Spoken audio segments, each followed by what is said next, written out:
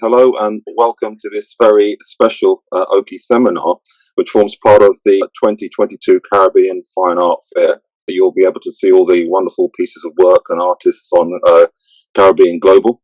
My name is David Emmanuel Noel. I'm the co-director of Occhi Arts and Entertainment, which is an arts and media consultancy supporting arts and promoting artists and the arts. Now, obviously, today's event is printmaking as an art form, opportunities for beginning collectors. Forgive me if I do a quick summation of your titles. Firstly, we'll start with Pepe Coronado, born and raised in the Dominican Republic and currently resides in New York, although you've literally just flown back in, yes? Yes. Right.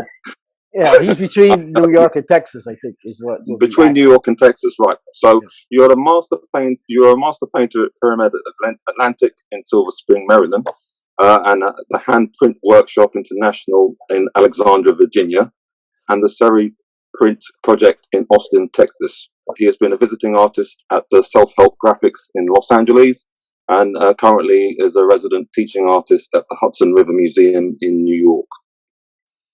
We're also joined by His Honourable Sir Anderson M. Pilgrim.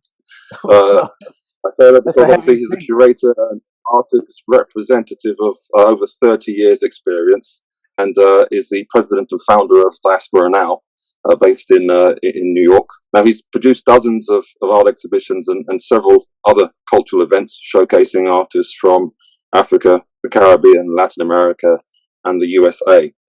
We're also joined by Sandra Collier. Sandra is a native New Yorker, born and raised in New York, I believe. She's a multimedia artist and is primarily known and recognized as a master printmaker. Works with ranges from prints, paintings, collage, computer graphics, stained glass. And you also express yourself through video editing and fashion design. We've also joined by Taurus. Now, Taurus and your colleague, if you can provide a brief summary of yourselves. With respect, I wasn't entirely sure how many of you are joining, but please provide a summary of who you are and your experiences in the field. Sure. My name is Taurus Cousins. I was invited by Sandra Collier. I'm a close friend and a mentor of hers. I am a filmmaker, videographer, and photographer, and I also edit film. So that's my area of artwork. Sadikisha always tells me, even though I love the fine arts and I love the work that she does, she keeps reminding me that I too am an artist, but I do it in the form of digital editing and capturing videos. So I never thought of it that way. So, but I am honored to be here. When I signed into Zoom, I had two options to join as a panelist or as an attendee. So I just clicked on panelist to see, what would happen. So I'm crashing the party, but thanks to Sandra Collier, I'm glad to be here among distinguished artists in their form, and I love the artwork. Sadikisha will tell you the art shows that I have gone to that she was a part of. I am always impressed by the work not only that she does, but the work that other artists do, whether it's printmaking, whether it's multimedia art, whether it's sculpturing and painting. I've always said I wish I had that talent in that eye to do what you guys do. So I am completely blown away by it. I am looking forward to what's being discussed today about printmaking, even though it's not my field, but I am always, captured by the work, that you artists do. So I'm glad to be here, and thank you for allowing me to be a part. And last but not least, thanks for being a part of it. Yeah, it's great. I'm sorry. Oh. Yeah, go ahead. Paloma. Hi, I'm Paloma. I'm the studio manager from Coronado Print Studio. I'm also an artist myself. I was my trade will be in painting and drawing, but since I met Pepe, I've been diving into printmaking, and now I'm fully committed to it. So I'm just supporting today, and I'm very happy to be here. Thank you for having us. Great. Many thanks for the introduction, and touching on what Taurus has just said about the digital and not necessarily involved in print. What I would like to do is sort of steer the line of question into sort of three areas, if I may. I mean, firstly, the sort of the personal experiences of you as artists working in printmaking. Secondly, the sort of the perception of printmaking as an art form. But lastly, bearing in mind the sort of following the thread of yesterday's talk about NFT, how printmaking dovetails or relates to the future of the industry, particularly with NFT, which obviously is digital. So I think that it would be quite useful to and interesting to see what your views are, Taurus, particularly on those areas. But the first question I would like to ask is, what attracted you as artists to printmaking as a medium? And firstly, maybe if we can go with Pepe and your colleagues in terms of what you do and how you got involved in printmaking. Yeah, it's I mean, printmaking. I was exposed to it first commercially in the shirts industry, printmaking, fabric and stuff. But my intention was always to try to be more in the arts.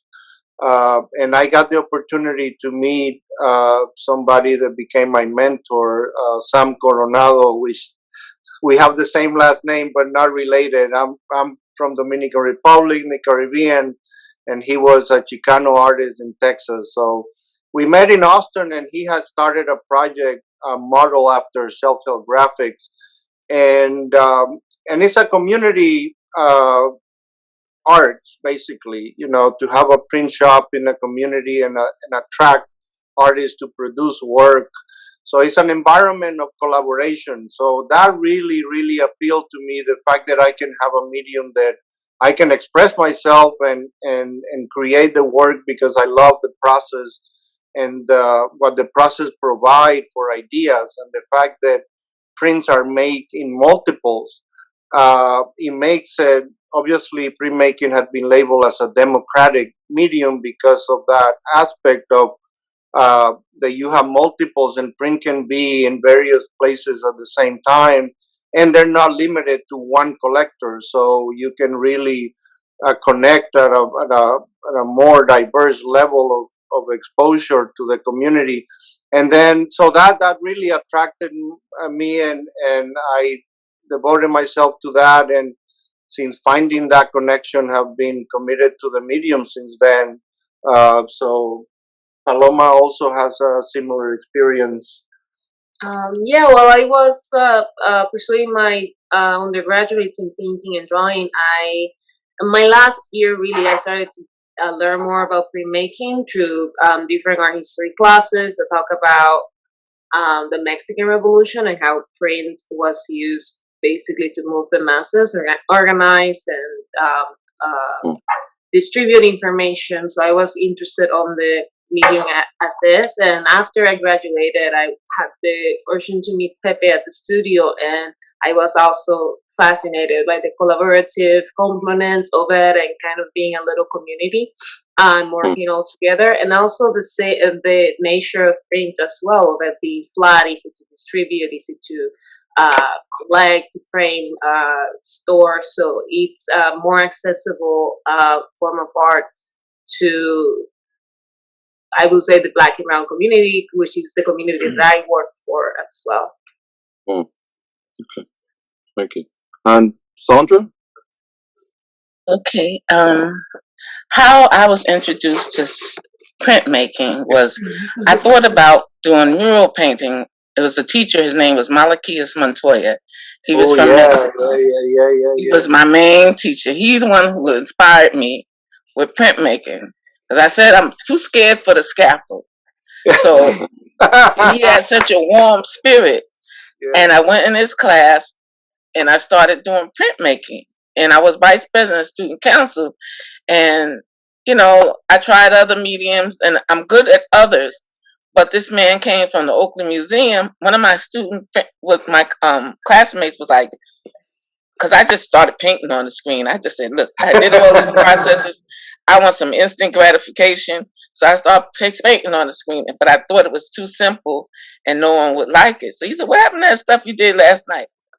And that man from the Oakland Museum come in, he said, and I was the only black person in there. And he said, this looks like water lilies by Monet. And I'm like, and he hugged my teacher. He didn't hug me, but he hugged Malachias. And from that point on, then I started hearing about Jacob Lawrence when I went to Brooklyn College for a minute, and I learned lithography. And everybody was lithography from California when I went to Cal Arts and Craft. And then when I got back to New York, everyone was Bob Blackburn. So I said, let me go to his studio. And when I went and showed him my portfolio, he gave me the key to his studio. And from that point on, it's sometimes difficult because sometimes collectors don't understand the value. And I look at printmaking from my perspective as a fine art, and especially monoprints. To me, they're like paintings. So I just love printmaking, and I've been doing it as my primary art form for a while, I have to fight with the painters and sculptors. They think they rule the world, But you have to educate people that it's a medium. See, because I'm kind of selfish, Other people be printing and other artists' stuff, and I want to know how many prints. And if I die, I don't want my image with somebody and they making money off my work. So that's another reason. I know how many prints I made, the limited edition, and I'm in control. So very good, very good. Anderson, Sure. what's the attraction for printmaking for you? I know you have a soft spot for it. Well, yeah, it's for me. It's something that I was introduced to as a curator, meeting artists, and that from that aspect, looking at the process of it, and that's what intrigued me from the very beginning. When I first saw artists and the process it took to create the prints, and I would go by Pepe's studio, the Johannes Ballester. I've seen him working intimately, created a plate for like a large print, and many other artists. When I'm putting shows together, that is one of the real fun aspects for me. Being able to visit the studios and see the artists at work and understand, how they create what the finished product is. And so I became fascinated with the process. I started to myself collect prints,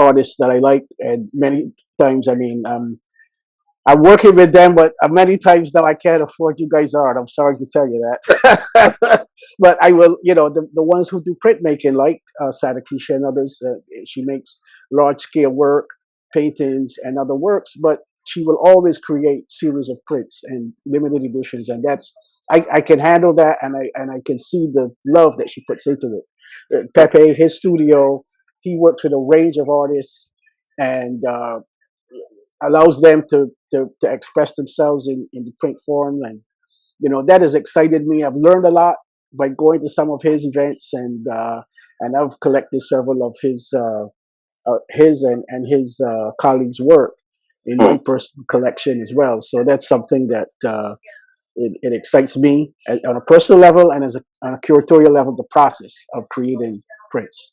Sure. It's really pretty interesting. Thank you. And Taurus, what's what when you think of printmaking, what conjures up, what ideas conjure up, and is your experience of printmaking the same as the rest of our panel?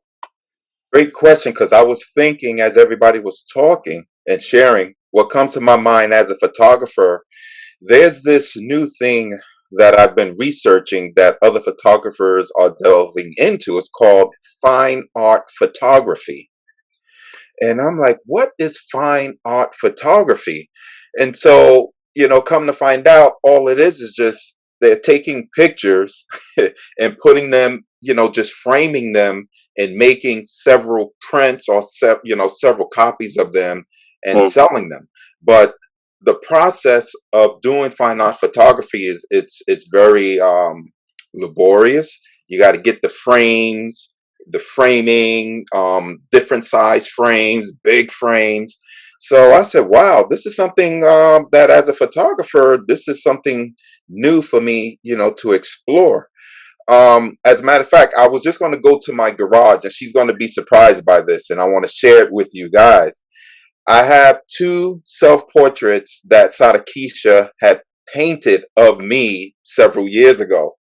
So I'm going to put my video on pause after I speak and run to my garage and bring them in and share it. But what was coming to my mind, because that was the question that I had, well, when you guys are talking about printmaking, what are you talking about? Is it just, painting something on canvas and making copies, or is it, something else?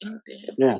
Well, I think maybe that's something that Pepe and the others can delve into, the different types of print making that you work with, and what the process is like. I think that was something that we should delve into.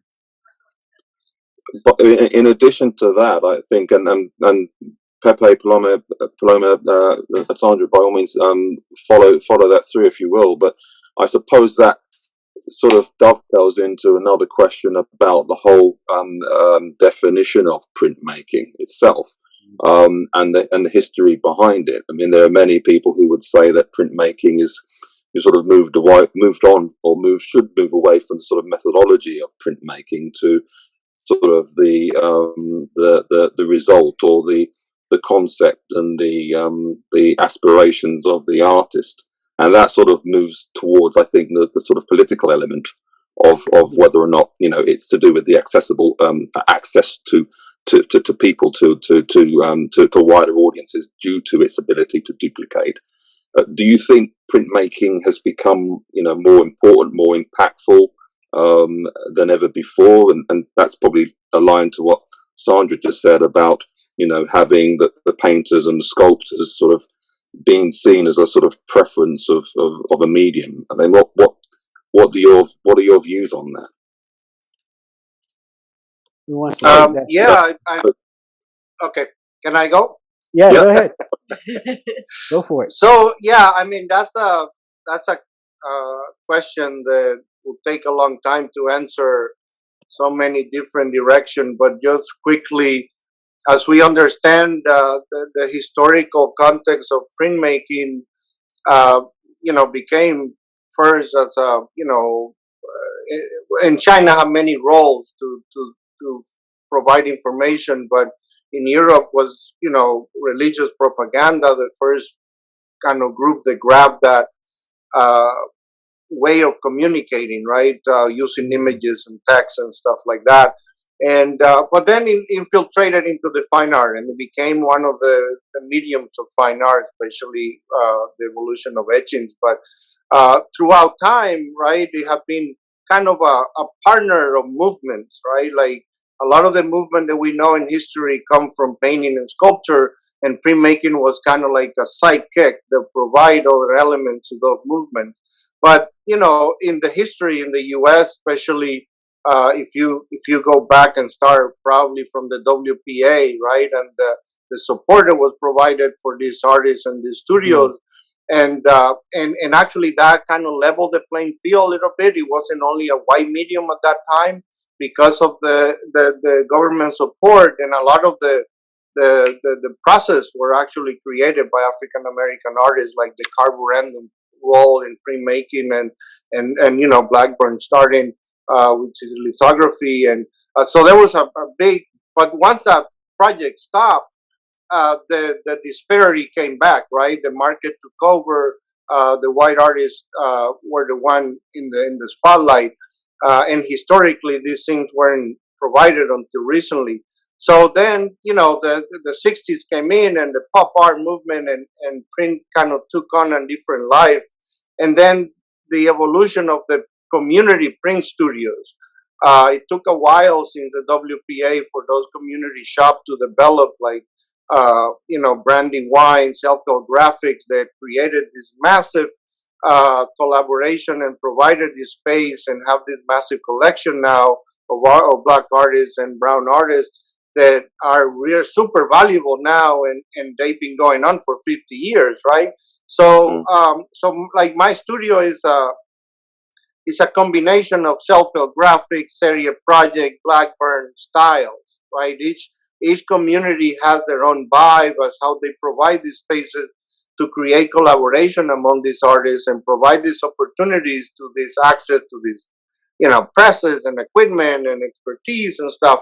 So, but printmaking have evolved also, since the digital came in, and now there is a lot of intentions for creating prints that are not necessarily in an edition, but they're more unique types. Like Sandra would mention about monoprinting, which has been around for a long time, but different combination of monotypes and printing in paintings, combinations, and even sculpture.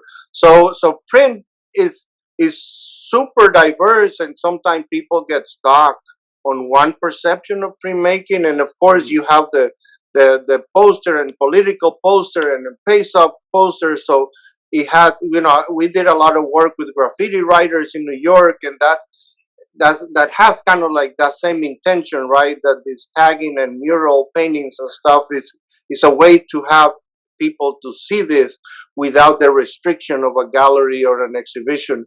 So print is super diverse in that sense. So we approach it as a tradition and as a new medium also, right? So and the merging with photography have always been there. So there is so many ways to approach making a print, right? That is really depending on the artist's concept and interest. We publish a lot of work, and Paloma and I work with a lot of different artists besides our work. And so we're kind of like, have a pool of artists that we print for. We provide them all the necessary processes to create their work.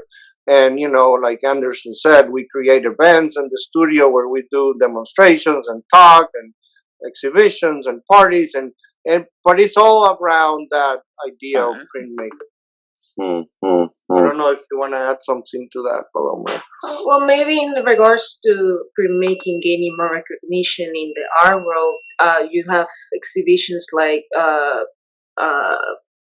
Printing the Revolution right. at the Smithsonian Museum, which is such a big step for printmaking to be considered as a more like fine art kind of medium because it has been behind painting and sculpture for a long time. Yes.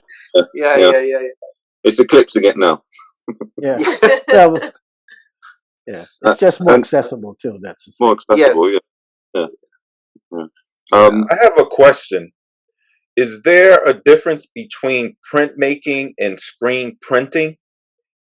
Is the process different or is it the same? No, screen printing is just one part of printmaking. So you have screen printing, you have lithography, etching, like Sandra mentioned, monoprinting, and so it's all kinds of different forms. But there is like a grouping of like main ones, like screen printing, lithography, etchings, wood relief.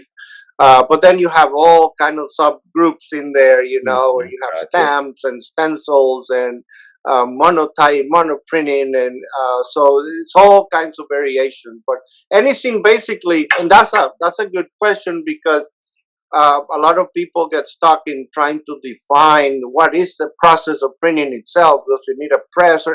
So printing is anything that you can stamp, right? Like you walk in sand and you're printing. You know what I mean? So anything that can make a mark, it's a process that you can creatively use as a print process. Sure. Nice. Thank you. And Sandra, you I mean, obviously you're a multidisciplinary artist. You have background in painting and in collage and in different types of work. What would you add to that? Would you say that it's as a medium it's being more impactful? Is there a change in its gravitas, you could say, in terms of the medium, printmaking? Because I was the educator, I dabbled into different things because you never know what sparks a child or sparks somebody's interest. But I just always lean back to printmaking. I do stained glass, I do painting, but I always go back to printmaking, because it's like magic. You don't know exactly what's gonna. It's like I used to pesto change or alakazam. We're gonna make a print. Yes, we are. So it's the excitement that I get from it, and it's like I guess sometimes I sell stained glass, sometimes I sell painting, but I've sold a lot of prints. It's just something about printmaking I'm just committed to, because sometimes I do photo silkscreen. I like the medium of silkscreen. When I went to Bob Blackburn, he taught me about collographs and lithography, but I learned silkscreen from Malachias Montoya. And I didn't know that you could print on paper with silkscreen. I mean, no, on a T-shirt with silkscreen. I just did it as a fine art. And then my mother used to sew, so then it all came together. I started printing on fabric, and I just do art shows, and I make sometimes more money from my prints than a painting. So I'm saying, well, why should I paint? Because I'm gonna have to jack the price up. So I just love printmaking. And sometimes people, why you do printmaking? What's the difference between your print and a $10 print? And I be ready to fight. I'm like, they paid me to Board of Ed to educate. You know what I mean? Right. Yeah. So, but sometimes you give a pamphlet or something like that, and a lot of shows they tend to cater to the painters, or they tend to cater to the sculptures and stuff. It's like they rule the world. But I feel like printmaking, rules the world for me. And so it's just what you love to do. It's my passion. I wanna on eBay. I want me a big print press. I thought I didn't win. It could do like 48 by maybe 28, prints, size. And I woke up the morning, I said, I didn't get it. And then I won it. And I was like, wow. So I don't really have to go out to print. I can print in my home, So, but sometimes it's nice. What I did like about printmaking, when you go to a workshop, there's so much talent out there. And we learn from each other, and the communing that the printmakers have with each other is very special to me. I Did you know Malachias Montoya? Yes, very well. We know him very well. And I liked his art because he was radical. Yeah. Yes, yeah. We just saw him 2 weeks ago in Austin. He came to our shop. You said tell him Sadikisha said hello. I will. Yeah. We're that was my close. first printmaking teacher. Right. Yeah. So there's definitely a sense of community amongst printmakers. Yes. Yeah, and even when I've met myself, artists, I remember when I was first working with the Puerto Rican artist, Johannes Ballester, I knew him as a painter primarily. I didn't know his background as intimately as I do now, and I went to his studio and he showed me his work and the prints, and then I had met Pepe and friends, but I realized that he was part of that community too. They were all interconnected because Pepe would work with all of these individual artists to produce their ideas as multiples, because again, it is more accessible to folks who want to collect or love these guys' work, where an oil painting, maybe a few thousands at least, for many of these established artists, but their prints will be maybe a tenth of those kind of numbers.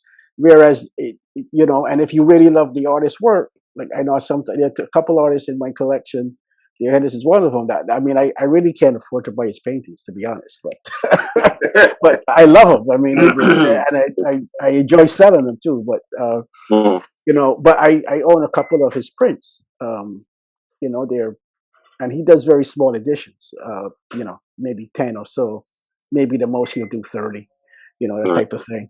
And and I can enjoy his work in my home or in my space, you know, like that. And I think, and I when I speak to uh, young collectors or budding collectors, folks who are interested in owning visual art, I always point to that as an entry point. You know, um, you might not be first time out, you might not be, or you might not be thinking, well, look, let me spend $5,000 on this guy's painting, and you might own a home, whatever. You will have one or two pieces. You try to build a little collection, put some stuff on the wall, whereas you can maybe get 3 really quality pieces for that same budget, and that's something as a curator and people who I maybe advise a few people when they're collecting, these are the options that I try to present to them if they're working with a budget and they want, they want something that's impactful and that's high quality and so on, So I'll introduce them to these artists and say, well, look, maybe you better start. Maybe you can look here to begin with, and keep following the artists that you like and so on. But you can start acquiring works right now. You don't have to wait until you hit the lottery or something. Like some people think it's like that, but it's because I mean I work with a range of artists from emerging to established, and it's an entry point for many people. Right. So, I mean, taking from what you said, then, if for viewers, listeners of this podcast, if you were to sort of provide a step by step, as our title suggests, opportunities for beginning collectors, what would be that process? If I'm completely oblivious to the idea of prints or originals, but I just want something cheap and I want to be introduced to a method in which I can have those as collectibles, Sure. what would be the simplest process would you suggest? Well, I mean, okay. I mean, I could briefly. I will say. I mean, I'll just follow up on what I was saying before. I would introduce them to the concept of the print itself and the process, and the fact that if you are looking to buy a piece of artwork that has value and is within a certain price range, the limited edition print may be your best option, and explain what a limited edition is as far as a handprint. For instance, if you're doing lithography or intaglio or whatever, you produce 10, you create a plate, you produce 10. So it's 10 of the image, and then that's it. So there are 10 people who can own the image, but now you can own one within a certain price range. Whereas if it were only one of them by the same artist, it's got to be 10 times its cost.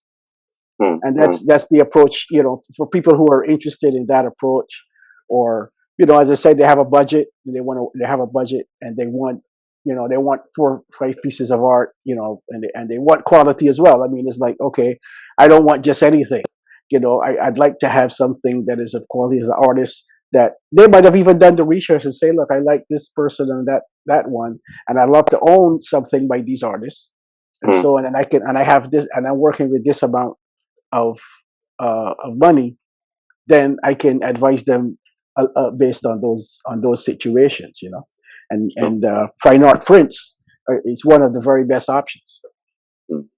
Thank you, Paloma and Pepe. What are your views on that? Would you provide any further? Yeah, no, that's I mean, Anderson is right on, and especially hearing that from his perspective as a collector and curator. We as a print studio that publish work with a lot of different artists, we are kind of our own entity in that sense. And one point that Anderson makes is very interesting, because anybody can collect these prints, right? It's when you look at some of the gallery districts of the different cities, you might go to see these works, and you might not have the means to buy these works. A lot of the commercial galleries obviously will have artists in their roster that they can sell. So one of the reasons why a lot of commercial galleries don't do print shows or exhibit prints is because of the price. They have a high cost venue, and they don't want to sell a $500 print. They want to sell a $10,000 painting. That's just logic.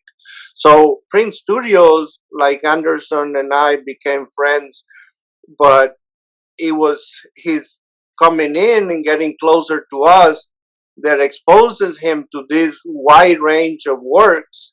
So then you have access to these artists, to these processes. So it's more intimate, the connection between the collector or the community and the studio or the artist, because there is less layers, and people can come in and buy. You can, if you're interested and you have a $50, you can get a $50 print.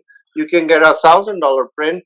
But you have the other, and from our perspective, the other thing that we have done is that we work with specific groups of artists that provide sometimes, the type of works that are more, related to community issues, with social issues, with political issues, with identity issue of the culture, and a lot of cultural things. So we have a fertile ground for a different kind of audience than the mainstream audience that is looking for these contemporary,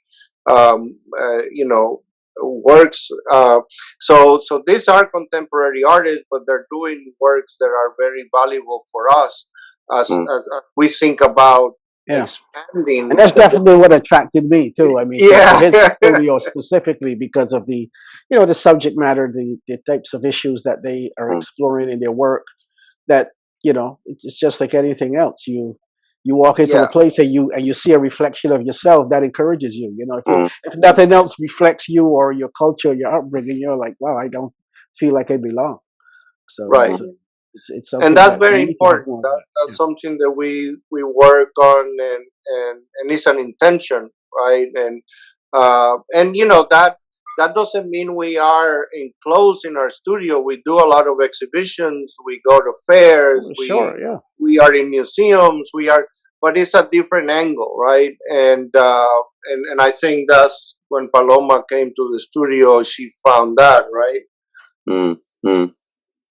Yeah, I mean, with CaFA Fair, I can just put it into that context. One of the things that we've always strived to do is to present the array of media being used by contemporary artists today in the Caribbean, in the African diaspora around the world.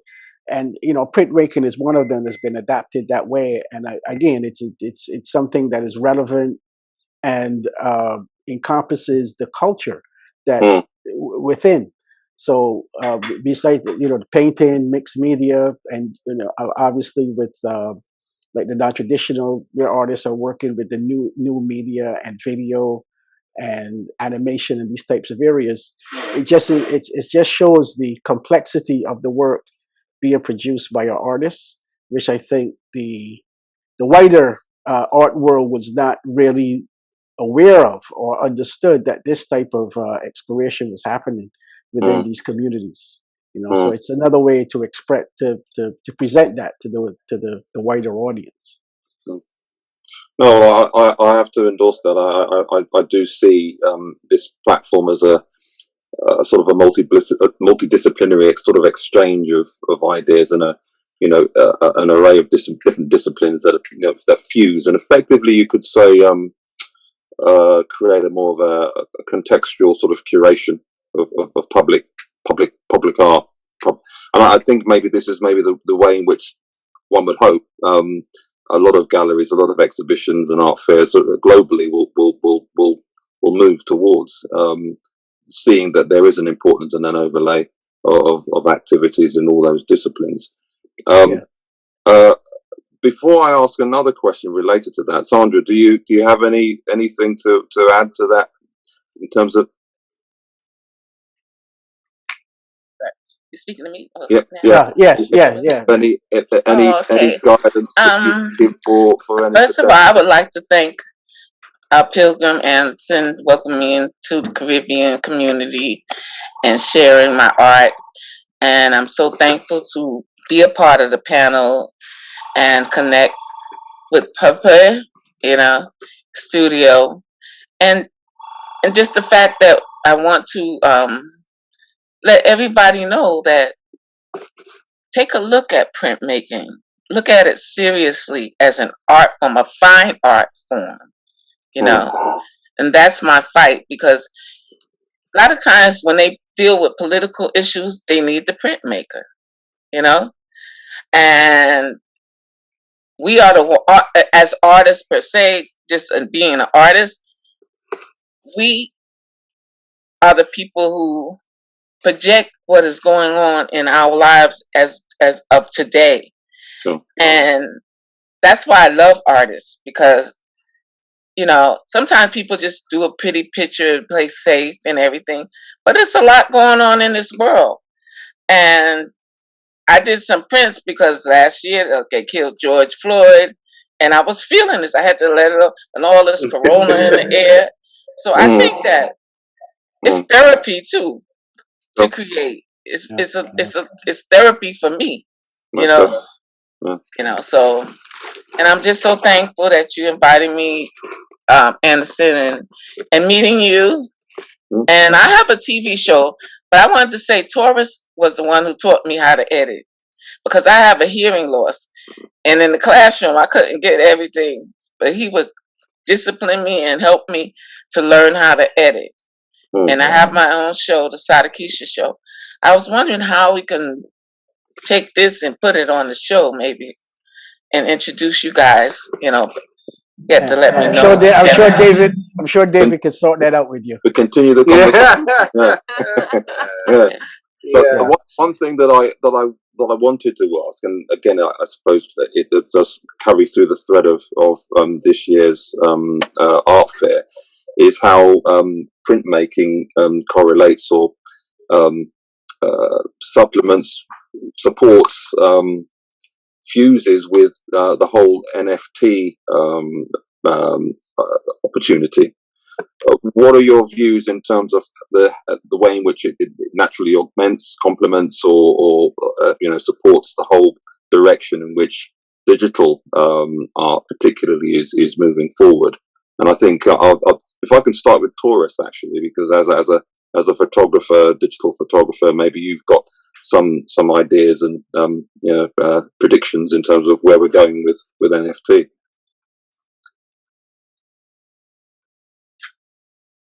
I think you're on. I think you're still muted. Yeah. Taurus, can you hear? Yeah, sorry about that. Right. That's a very, very good question. From the perspective of a photographer, I mean, things are, especially the technology is just constantly, changing, and it's just, evolving. It's almost like hard to keep up, with the changes, that are happening. Just recently, I was ready just to quit altogether, doing, what I was doing as photography goes, because it's just frustrating. Sometimes, the process of, what has to be done, getting clients, maintaining clients, and meeting the expectations. And, just having just this art form as a photographer, doing it as a business was, was becoming very frustrating. But, I went to Philadelphia month before last, and it was there. Yeah, it was there at the Imaging USA seminar that they had at the Gaylord Hotel, that I got my mojo back from one class. There was one particular class I went there for, and I said to the instructor, I said, I am here for a reason, because I'm ready to fold, my business. I feel that, I'm going nowhere with this photography. It's just a lot. So based on what I heard there, Keep gave going me on. the Keep doing boost your to thing. go forward. So, I think to answer your question, could you just reiterate your question again? I just want to make sure, I answer it Oh, accordingly. yeah, I mean, it was really on the as a result of the discussion of the way printmaking is going, on being recognised as a a force to be reckoned with in the industry, in the sector, and how it's used, populated amongst artists as well as non-artists, community, society. How do you feel that will complement or support the whole NFT and digital art progression? Because obviously it's something that we should be aware of, particularly the way in which people will benefit from, or potentially from NFT as a way of duplicating or Duplicating, right. I can see the two going, hand to hand, working, hand to hand. Well, side by side. It's wow, it's You can do silk screen of your photography. You can. no, because I'm thinking about that. That's a very good question. You got the wheels turning on that, because as a photographer, I take I capture, an image, in the digital realm, I can, replicate that, as many times, as need be. But with listening to what has been shared already with the process and the technique of printmaking, you know, you start from what I understand. There's a matrix. You got, like, you make your etch. Let's say you start off with wood, right? And then you make your prints from that. That's like your master copy. Right. And you make however many copies that you want from there. So let's say 5, as I heard the gentleman, say, earlier, you make those limited 5, so only 5 people, can buy, or own, Values more. own those prints. So now, as a photographer, wow, I mean, that process, I believe it gives the artist, it gives you, the artist, the upper hand, because it gives you control of your art, of your work. And it will, and it should limit, people from stealing, from stealing your work and profiting off of it. So yes, I agree with you that it is a force, to be reckoned with, because it's giving the artist, control, and protection, of their creation and of their work. Mm, mm. Thank you for that. Sandra, can we jump to you? What's your view? Say that again. What's your view in terms of the how NFT will impact on printmaking and vice versa? You asking my background in printmaking? No. In terms of how NFT will. I'm so not used to being called Sandra. Malakis is not going to know who we talking about. Sadikisha, somebody just put that by mistake. Sadikisha. For all those viewers and listeners, just in case you think I'm mad and I'm speaking to someone else, it's Sadikisha. Sadikisha. The question is basically that what do you feel will be the impact of NFT on printmaking? What would be the impact? Yeah. Of printmaking? NFT particularly, how that will impact or direct support or impact the printmaking. When you say NSC, what is that? NFTs, non-fungible. NFTs. Yeah. Well, I think printmaking, you can use it as a painting form on silk screen. You can do etchings. The impact for me is I can put the message out to many people through one print, maybe 5 or 6. My limited edition is at least 10, but like I was in a show. I have one print in one show, one print in another show. You can spread yourself and where you can educate, you can share, and maybe your art can touch someone. Sure. I just think, to me, art in general is about touching something in your soul. Like if you hear music, it might remind you of a time in life, and it makes it lighter. When I do a print, to me, it's like a healing thing. You know, yes, I like to make money and make a lot of, and sometimes I do, but for me, it's a cleansing thing. You know, when I look at something, I said it's also psychological. You might be crazy one day, you might same next day. You look at your work, and it heals you. So for me, the impact for printmaking for me, because I'm a cancer survivor, and I've been through stuff, and I just want my prints to be healing. And I have a piece called The Naked Truth. It's like, be yourself. Just let your art, the way you want to say it. You don't have to be commercial. You can just do your art where it. But the royalties will, I suppose, referring to the whole NFT, opportunities, is that you will by default be able to get the royalties from those sales. I guess. I know we're getting a few questions in. Yeah, David. I think we Excuse me, need I had a to little hearing challenge right there. we could Sorry. readdress the question to Pepe, but before you do that, why don't you explain briefly what an NFT is to our audience? Well, the NFT, and this is something that I'm still myself trying to understand, like many artists, is that it's a Yes, all of us. it's a digital a digital item that will basically provides you with access to or ownership of each piece of art you have. So there's some sort of claim to the copyright, to the origins to that piece. So whatever item you sell, be it a duplication of 10 or 20 or 30, as a consequence of it being an NFT and registered, you can claim that. You'll be able to have some sort of residual income from each royalty or each part or each piece of work that is sold.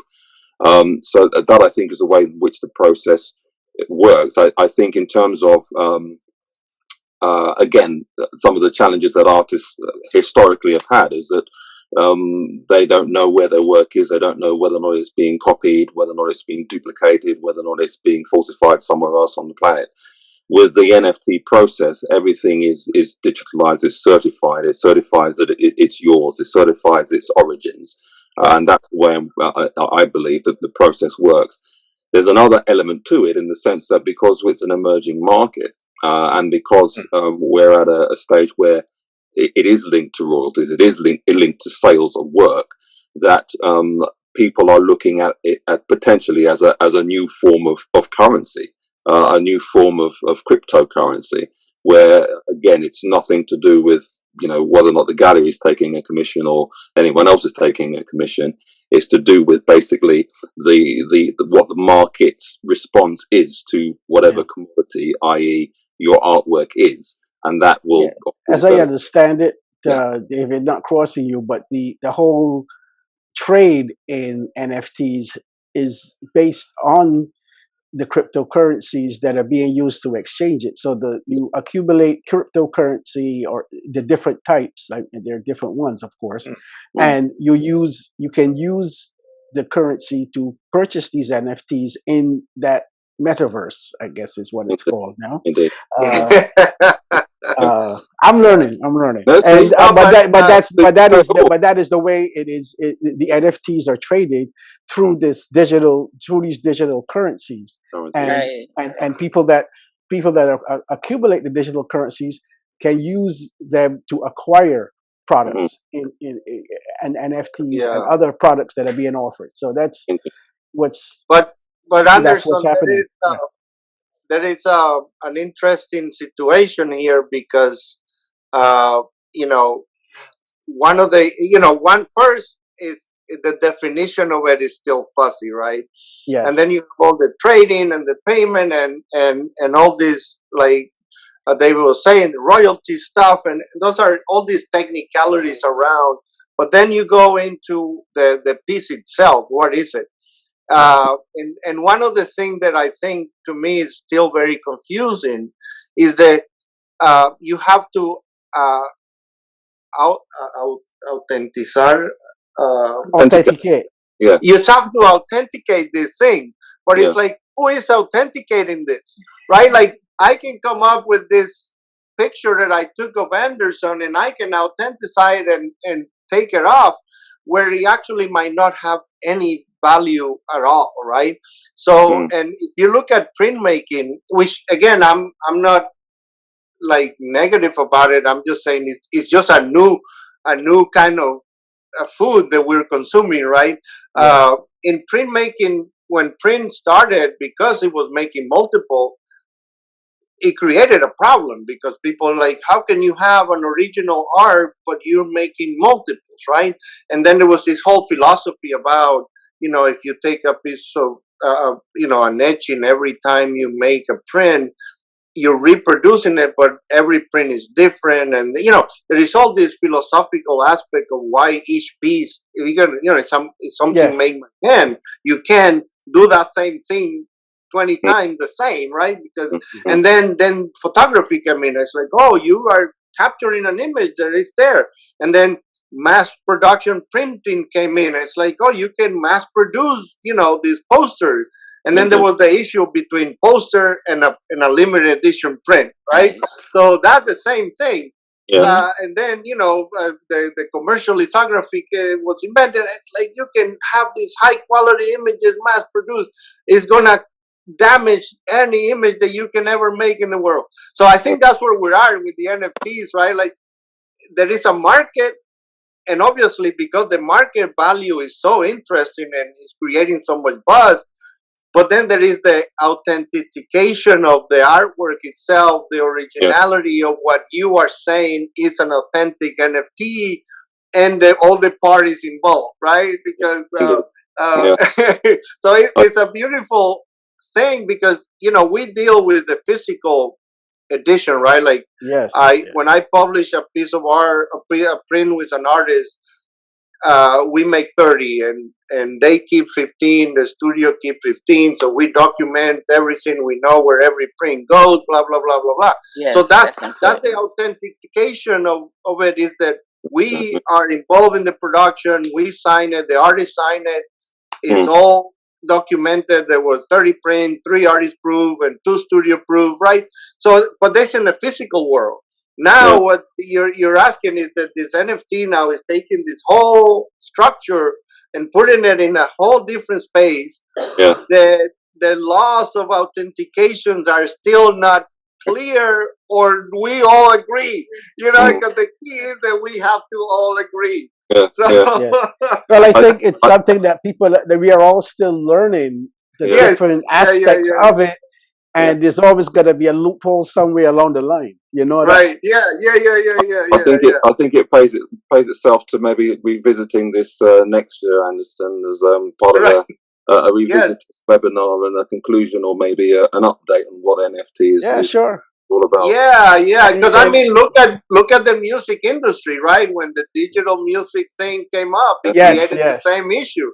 All the musicians, some people were getting a bad deal, some people were not controlling their work, and like you said, David, somebody can come and buy the rights or the authentication of this album or this piece or this painting or this photograph and take it from there. And so anyway, it is definitely something to look at. I don't know, you know anything about NFT? Not too much. Somebody explained to me that, like, if you have a sandwich and somebody wants to buy that sandwich, an NFT wouldn't be them getting the sandwich, but like you get the right to the sandwich. The right to the sandwich. So it's not kind well, of it's like not. Well, that's the thing. It's not just paintings or visual arts. I understand that from Snoop Dogg has recently purchased Def Jam and is now or releasing some of the albums on NFT. So that's Yeah. it's obviously going to be an ongoing. And it'll be interesting to see how people respond to that, and how the artists and the whole process of who gets paid what and all of that when they publish it, how they work that out. That's going to be, because this is all a developing situation. Right. Yeah. Yes. I'm conscious of time, and I'm conscious that we may have some of our guests, listeners, viewers wanted to ask any questions. So, if I can invite our viewers, our listeners, if you have any questions for the audience or for the panel, rather, you can chime in. Yeah, we answered the first one about the NFTs, so someone wanted us to define that, and yes, yeah. That's an evolving definition, man. Yeah. Yes. Yeah. But it might fit better in the digital realm and stuff that already live in the digital realm, like digital drawings and music and But I think that's part of the whole journey here, is to figure out what best works for that medium. It's almost like another medium.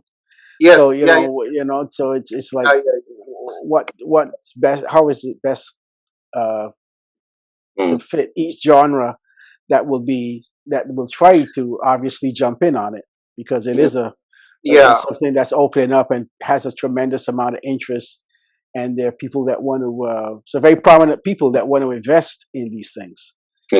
So it's for sure. And then what's, like you said, what's gonna work, because it's a new thing. People are gonna push all the edges.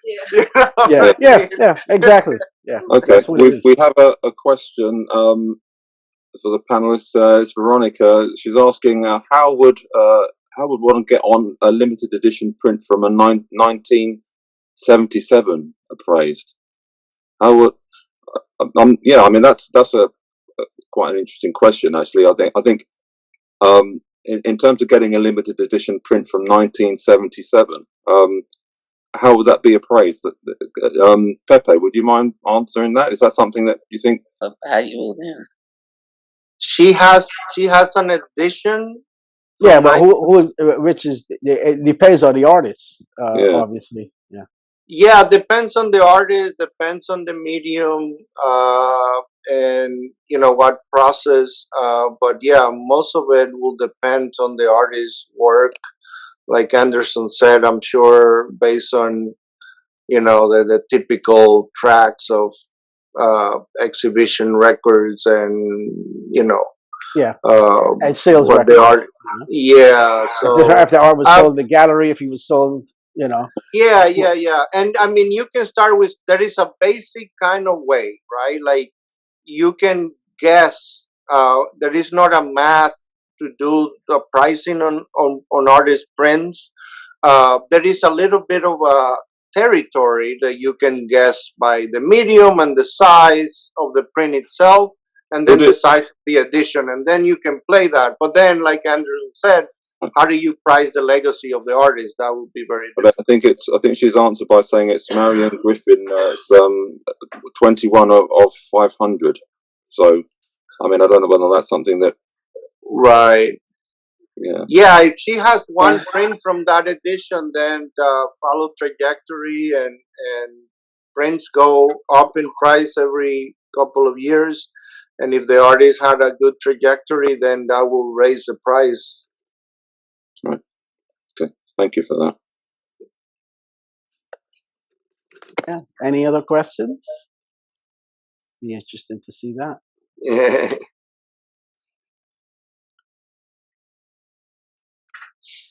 Okay, Dr. Ray, what community education efforts are available for digital currencies such as NFTs? The African American Research Library in Fort Lauderdale is interested in such a collaboration. So that's what community education efforts are available for digital currencies such as NFTs. The African American Research Library in Fort Lauderdale is interested in such collaboration. Well, I will try to answer that from my point of view, because I know I'm familiar with Dr. Ray. Hi, Dr. Ray. Thanks for chiming in.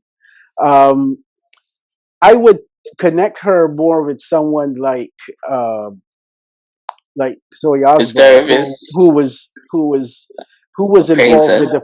with the panel. Well, no, because it's really about the knowledge of NFTs and how they work. And Zoe is someone who is a curator like myself, but she's a younger generation, and she has a really much better grasp of both the markets that are out there now and how NFTs work and are being applied. So I think that's really what Dr. Ray, is asking, because the communities and the wider public are hearing about these things.